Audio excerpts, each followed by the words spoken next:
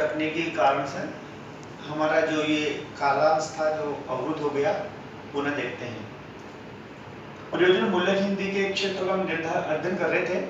वाणिज्य व्यापार क्षेत्र का कर चुके थे, वैज्ञानिक और तकनीकी क्षेत्र का कर चुके थे, कार्यालय क्षेत्र का कर चुके थे, न्यायालय क्षेत्र का कर चुके थे, और अब हम अध्ययन करने जा रहे हैं सामाजिक क्षेत्र का। सामाजिक क्षेत्र का जो दायरा है वह विस्तृत है।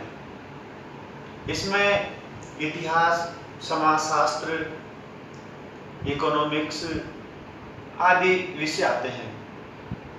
इसमें जो शब्दावली प्रयुक्त होती हैं वह भी इसी क्षेत्र में प्रयुक्त हुआ करती थी, लेकिन आज वो शब्दावली भी हमारे दैनिक जीवन में आम बोलचाल में उनका प्रयोग करने लग गए।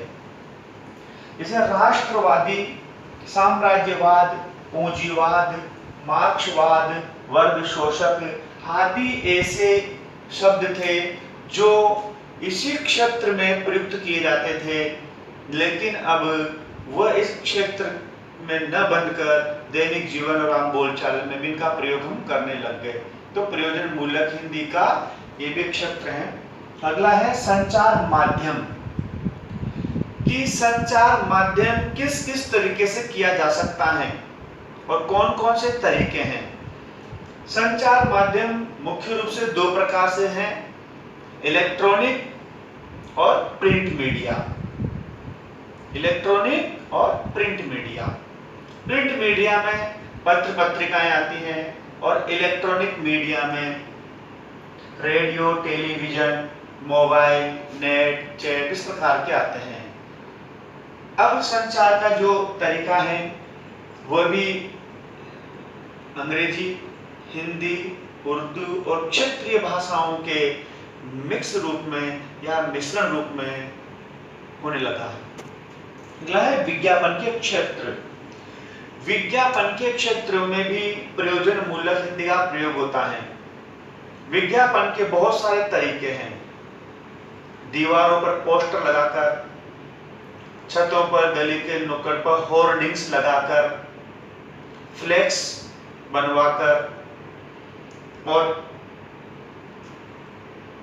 जो टीवी पर, जो टेलीविजन पर आते हैं उसमें दृश्य रूप भी हैं, श्रव्य रूप भी हैं और मुद्रित रूप भी हैं।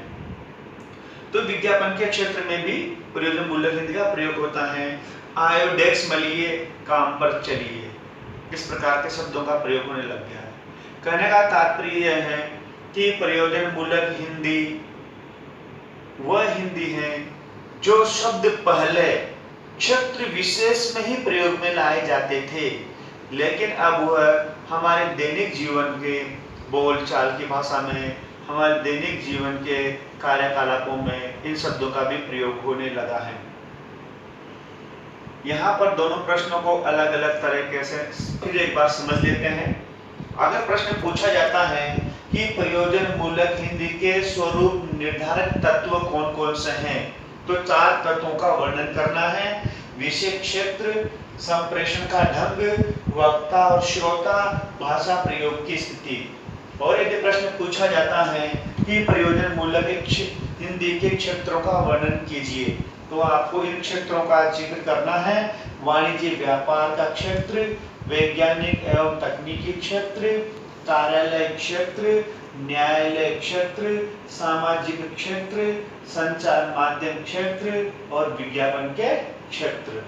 धन्यवाद।